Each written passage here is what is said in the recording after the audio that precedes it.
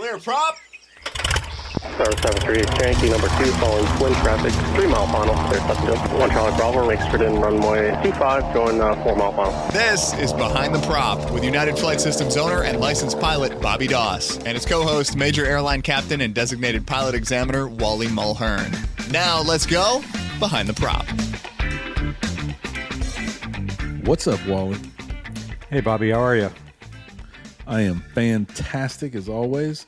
This week we had a little help from the flight school. We had one of our instrument students who's working on passing their instrument check ride. I think they did their final stage check very recently. Came up with the topic of how to stay in front of the aircraft. And Wally, it's not something that's easy, depending on your trajectory and your aircraft aviation career. The planes are going to get faster. Things are going to come faster. Airports, the ground, everything comes at you faster. We all struggle at times for staying in front of the aircraft, and I thought it was a great topic. So we're going to dive into some tips and tricks and things that we think about, things that other pilots think about to stay in front of the aircraft. I've always joked with everybody, when you're doing check rides at United Flight Systems, you are thinking about landing the second check ride when you get to the airport for your first flight. And you're going to do 2 check rides and you're already done for the day. You've thought so far in front of that aircraft because you fly big iron, really fast stuff. These little slow planes, you're so far in front of it. What do you do to be so far in front of it? Is it just experience or is there some technique in there? There's a lot of technique. A lot of it is experience. You know, I use a lot of sports analogies on this show, and one of them you seem to hear this in football more than other sports, but you hear a player talk, a rookie in the NFL, talk about how in year 2 of their football career, the game slows down. And it's not really the game slowing down, it's you speeding up, I guess, or the athlete, the football player speeding up. And you know, that's kind of the way, that's kind of what we're thinking about here. You know, I tell people all the time, you know, I've lived in Houston a long time. I know what the typical weather is here. Okay, I know what the temperature should feel like certain times of the year. And just to the south of us, we have this big body of water, Gulf of Mexico or the Gulf of America, I guess. And if the wind is out of the south or the southeast, we typically get warm, muggy weather here. If I walk out of my back door of my house on the way to the airport for a check ride, and the temperature is unseasonably cool, which this time of year it still might be hot or warm, but you might go, oh yeah, it feels nice today. Right off the bat, before I even get in the car, I'm thinking that the airport I'm going to, if it's, well, regardless of what airport it is, I'm thinking that the winds are probably out of the north. We are probably taking off to the north today. You know, and again, I haven't even gotten in my car yet, and I'm kind of thinking those things. If I'm flying an airline trip, and of course, at the big airport here, we basically never take off to the north unless it's a hurricane, just about. So that's extremely unusual. But what I'm already incorporating this in the ground portion of the check ride. We're going to talk about, okay, well, we've got a 3-knot tailwind for takeoff. How's that going to affect our distance? How about landing distance? What about landing with a tailwind? Can we land with that 3-knot tailwind? And you know, we'll dive into the performance data and take a look at that stuff. But right off the bat, you know, I'm thinking along those lines. I'm thinking of, if it's an instrument check ride, okay, well, we need to get 3 approaches in. I need to do this and this and this. And I know here in the Houston area, if the winds are out of the north, it's a little bit of a challenge to find precision approaches that land to the north.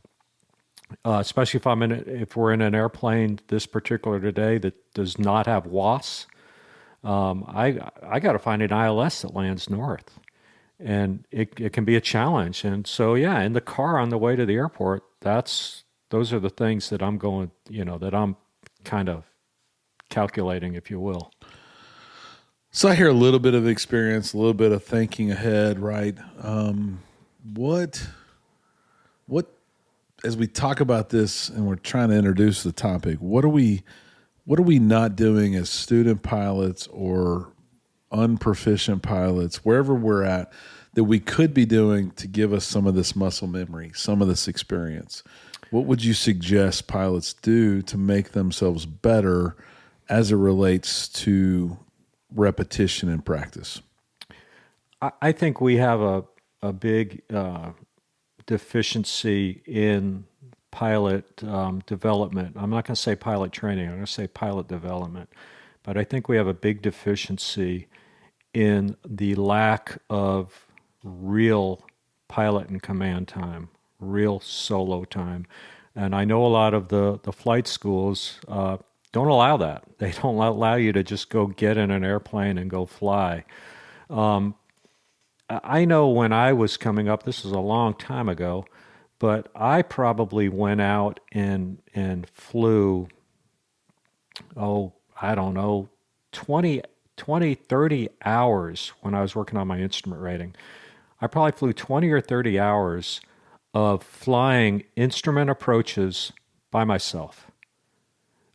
Certainly not under the hood. And of course in VFR conditions because I wasn't instrument rated at the time. But the local airport that I flew out of, Monroe, Louisiana, had an ILS approach. They had a VOR approach, and this is before RNAV approaches, and we had an NDB approach. And those were basically the approaches that we would get on the check ride. So I could go out, and in 1 hour of flight time, I could fly all those approaches right there. And just stayed within 15 miles of my airport. Now we were fortunate to have that configuration there, but I can't tell you how many times I when it came to the check ride, it was nothing because I had done this stuff so many times, and it's not the exact approach because the approaches went to different runways, but I get on. I see instrument check rides where maybe to the debrief, I mentioned to the applicant, I say, you're struggling a little bit with your interaction with ATC, and I've had people tell me this a lot that I don't ever talk on the radios. My instructor always talks on the radios, and that just about gets me to come out of my chair. I'm thinking, you are coming to me telling me you want to be certified to fly single engine IFR tomorrow into the busiest airspace in the country, and you're not in your training, you're not talking on the radios. That's a deficiency to the CFIs out there. You got to let your students make mistakes. You've got to let them get tongue-tied. You've got to let them learn how to read back these clearances. Again, we're talking about instrument training here. So as the student pilot today asked about maybe covering this topic, and they're obviously falling behind the airplane, just to add radios on top of all this instrument work, I mean, they're going to just say, I'm more overwhelmed. I'm going to get further behind the airplane. Why are we y'all suggesting that I do more work when I'm already saying I'm already falling way behind? What is that going to do to them in their workload? Well, it's going to add to the workload. However, I do believe, I do a lot of double I check rides. I do a lot of MEI check rides. And in the ground portion of those check rides, I say to the applicant, I say, what is the primary job of a flight instructor? And we get around to them. I convince them that the answer should be to teach. And it's kind of I bait them into it, and they go, yeah, obviously to teach. And I go, and again, safety is number one, so we're making the assumption that safety is there. But I take it one step further, and I say maybe the primary job of the instructor is not to teach, but it is to provide an environment where learning can take place. And think about that. So provide an environment where learning can take place. For any of us to learn something, does somebody have to teach it to us? And the answer is no. And sometimes it can be more powerful if you kind of learn it on your own. And I think of as instructors, when you go through some formal CFI academy or school or whatever, you're taught that you got to be talking. And sometimes silence is good in an airplane. I think, especially double I instrument instructors, we have to realize that your student might be using 85% of their mental capacity to keep the airplane straight and level. And then you start throwing in there all these extra things: term time, twist, throttle, talk, whatever. Get the weather. Okay, what are the minimums? What's the inbound course? And now you're overloading your student. And so maybe, just maybe, talking a little bit less might be a little bit more. I mean, I've used most of you know I'm a drummer. I don't currently play in a band, but I have played in a band. Sometimes I have to realize that the most effective thing I can play on a song is to not play. Maybe the song, all it needs is the vocal and the guitar. Okay, and if I start playing drums or whatever, I'm just going to get in the way. The most effective thing I can do is to not play. And sometimes the most effective thing an instructor can do is to not say anything. Sometimes we just need to keep it quiet. Yeah, so I think that might overwhelm her, or the person that brought it to us. Her name's Amelia, by the way. So lots to unpack, and we have some time here, so we're going to unpack these things. Let's first talk about what we want to talk about first, and that's think before you go. So I think preparation is the best thing that a pilot can do to be a better pilot, right? And we can all talk about pre-flight actions. We can all talk about how well we prepare. But an instrument student flying on a VFR day, even by themselves to go get a $100 hamburger, can prepare to shoot an approach at the airport that they're going to get to, and do that all by themselves or with friends in the plane, and just follow the navigational aids to shoot that approach. But it does take prep. It does take time and effort. And I think if I know what I've seen, it's the lack of that planning. It's the thinking before you go. So you're thinking when you walk out the back door and the temperature is cool, okay, I'm already preparing. I'm already thinking about things. I question, and I've learned a lot recently about how much I prepare for a flight that's 4 or 5 days from now. And I know when I don't have a good flight, it's probably because of lack of preparation, right? I flew today, and I don't think it was that great. I don't think I did a good job. I was distracted. I was in a hurry. I didn't prepare. I missed some radio calls. I didn't have every number I wanted written down, so it wasn't good.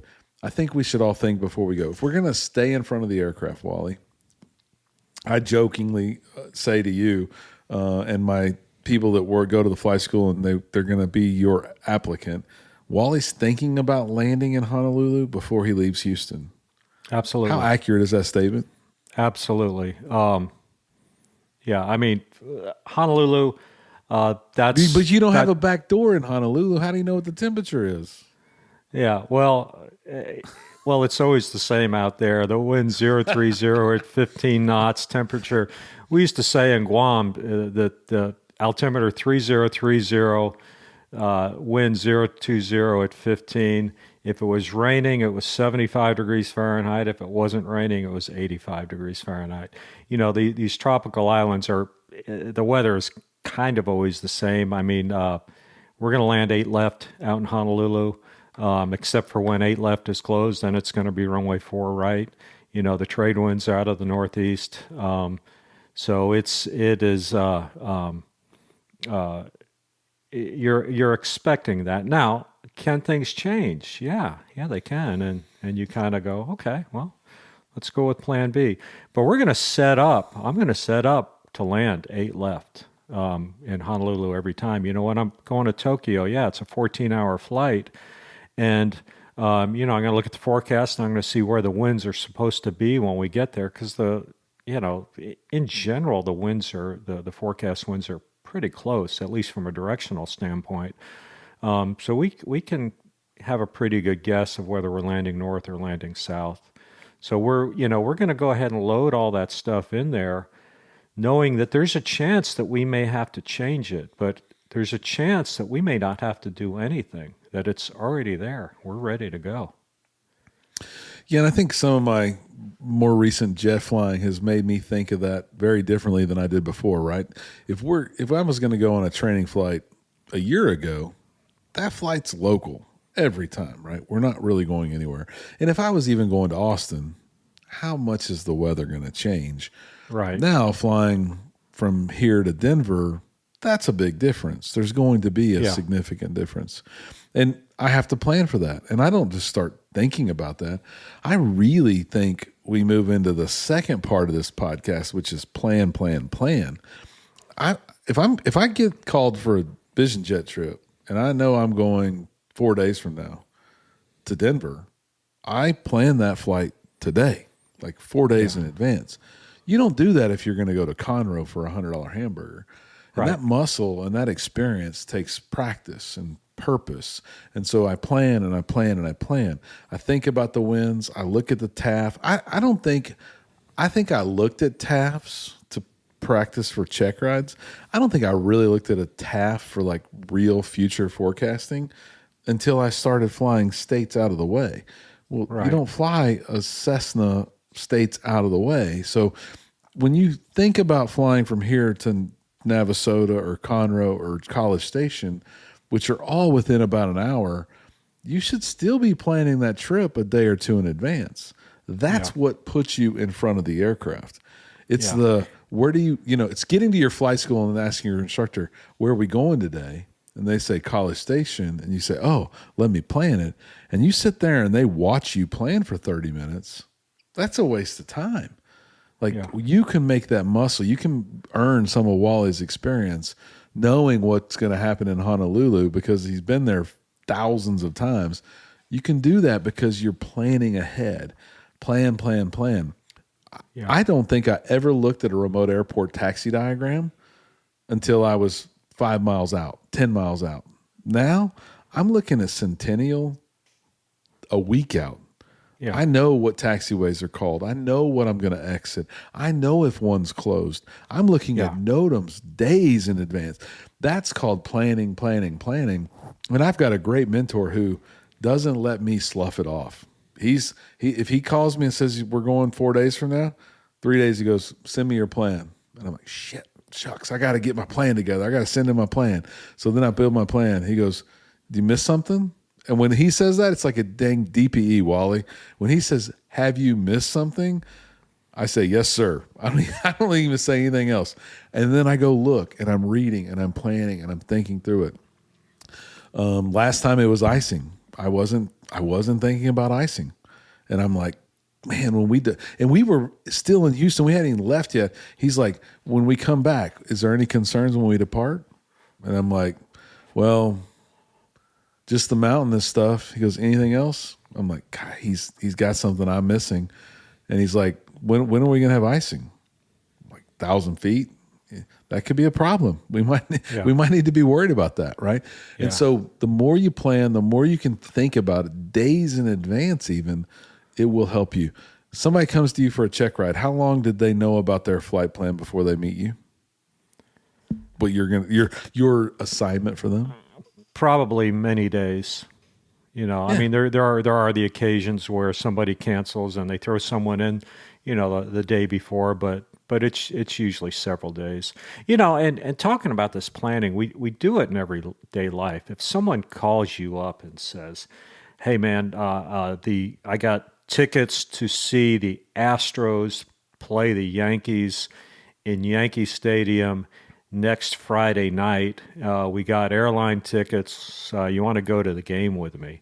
And, I would think at some point you might be looking at what is the temperature going to be in New York next Friday night? I mean, do I need to take a jacket? And if I do, I better go get an Astros jacket, right?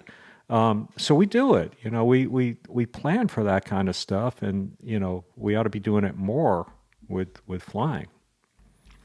No question. And I think my epiphany or my aha for the listeners is it's not just about the flight that's local, that you can still plan for that way in advance. You can know what's going to come and do more planning. Again, if I'm going to go to College Station and I'm going to stop for the $100 hamburger, read the taxi diagram, know what's going to be in the airport, what's closed, NOTAMs, all that stuff, plan. The last thing that I think helped me as a student pilot get really good at being in front of the airplane, one was experience, no question. But the next one was I learned sometime, and it was good instruction. I learned that if I had a minute to do anything else, eat a peppermint or blow my nose or think about the baseball game, I had time to do something in the airplane. And I made it a point that I was going to work 101% of the time that I was in that pilot seat. And so when I get to a point where I think, this is fun, look at the ground, I'm like, Bobby, stop that, find something to do. What's important right now? Have I done a checklist? Is there a checklist that I'm going to do in 10 minutes?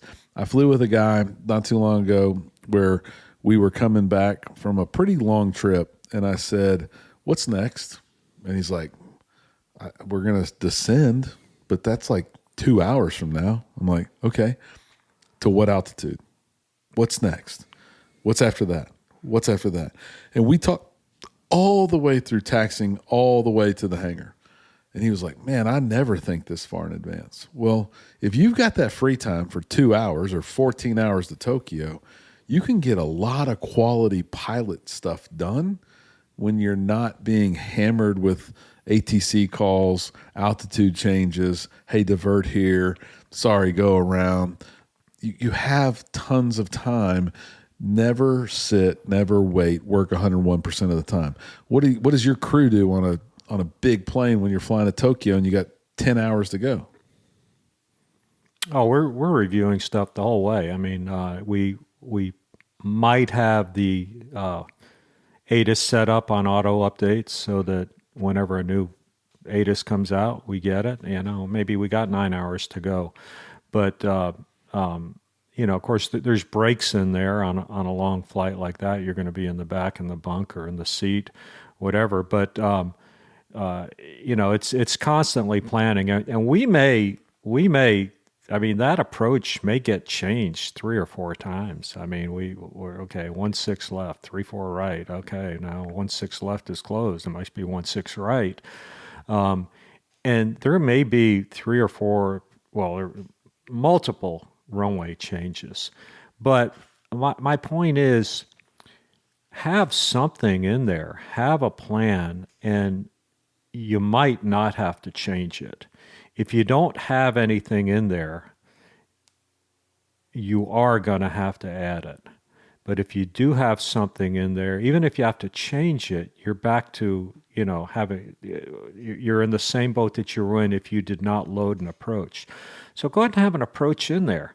Like I'm going to Austin today. Well, I think it's probably going to be the XYZ approach to XYZ runway. Okay, put that in there. You might be wrong, okay, but you might be right. What I've really learned is, if you ask for an approach, you get it like 99% of the time. So if you're right on the winds, of course, right? So if it's blowing out of the south and you ask for a north arrival or approach, you're probably not going to get it. But you have to have your plan of attack there. And if you ask for the RNAV 17, I don't think I've ever been told no, but to this point. I might get some diversion or some vectoring, but if you ask, can I have the RNAV 17, and the winds are from the south, you're going to get the RNAV 17 more often than you're not. And so to load that is not a risky proposition. It's like you said, it's no more painful to reload the approach to 3.5 than it is to load the 17 the first time. So reloading it is no difficult. And another thing that you can do is let's say you're on a 2-hour flight and you're expecting the RNAV to 17 and the ATC says clear direct to the airport. Pull up that approach, find the initial approach fix, and then call them up and say, hey, can we go direct to such and such an intersection? It's the initial approach fix for the RNAV approach. And again, 95% of the time, they're going to clear you direct to that fix. So you're basically 2 hours away and you're kind of setting up for this approach. Yeah, I think it just takes the workload down, keeps you way in front of the aircraft, and then you can start thinking about other things. Do I need to call the FBO on the common traffic frequency or their numbers to get fuel going or a spot to park my plane? A lot of things I don't think we think about in the training environment that is the real world environment that you can work 101% of the time that you're sitting in that captain's seat. And if you have any aspect of a crew, you should be using that crew to help you along the way. And I think for training purposes, we're saying, hey, CFIs, let the student, let the person that's learning do a lot more work. Let them be pilot in command the whole time, because we might be creating a deficiency by doing a lot of the talking or a lot of the doing when they're working on instrument stuff, because it is going to be all their job when they're by themselves. And here's a question I'll pose. This goes back to something we had talked about earlier, to all the instrument students who are out there. I would just wonder how many times you have gone out without an instructor in the airplane and flown the airplane and flown an instrument approach. I'll bet the percentage of you who would say I have is pretty darn low. And I'll say this, when I bought the flight school and I was flying, I was an instrument pilot, and I remember Bob Watts still chugging along, helping me at the flight school. He said, if you get the chance to shoot an approach, you are an idiot for not shooting the approach. And so every time you fly to Austin to pick up your daughter, VFR or not, you should ask to shoot the approach. And I think that gave me the experience to be a pretty good instrument pilot.